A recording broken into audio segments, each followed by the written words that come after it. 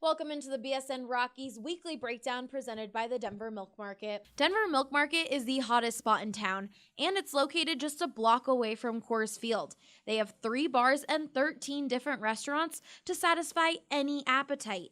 I'm talking pizza, poke, fried chicken, ice cream, and so much more.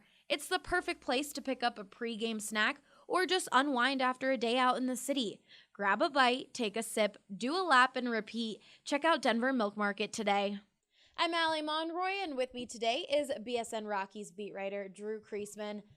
After losing 8 straight games, the Colorado Rockies finally found some life this week and even have a win streak going. Drew, what changed? Well, kind of everything had to, right, Allie? When you lose 8 in a row, you need a lot to change. They saw some really important signs, though. I think the biggest one for the offense was that the star players, particularly Nolan Arenado, really started to produce.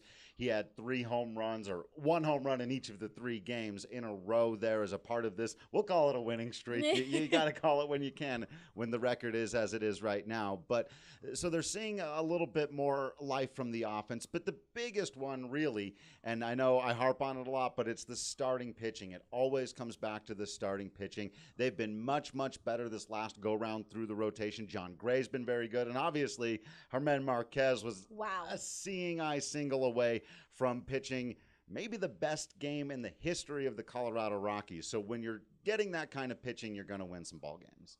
Well, after the off day, the Rockies returned to Coors Field to face the Philadelphia Phillies. They're still looking for their first win at home. Do you think they get it done Thursday?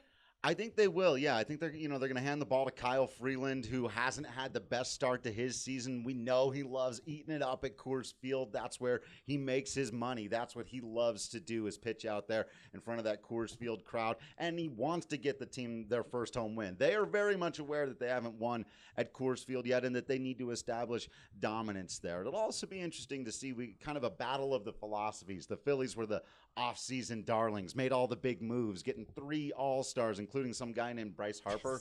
I think I'm pronouncing that correctly. And the Rockies famously pretty much just went with the team they already had, and I think they want to prove to everyone that they want to reward that faith in the guys they have in that clubhouse. It's time for them to start playing championship caliber baseball. Can we finally expect to see some of these Rockies that have been injured? That's also going to be a big component to it, right? The Rockies, part of this losing streak has been due to the fact they've had a whole bunch of guys go down with injury, and it looks like they're going to get some of them back. I expect to see Ryan McMahon right back in the lineup on Thursday. We could see David Dahl Thursday, maybe more Friday, but if you're getting both of those guys back in the series, you're adding 2 difference makers into a lineup that's already starting to feel a little bit of forward momentum. So if ever there was a reason why you could keep a winning streak going, getting a couple players of that caliber back would be a big one. Well, be sure to follow all of our coverage on bsndenver.com. For Drew Creasman, I'm Allie Monroy, BSN Denver.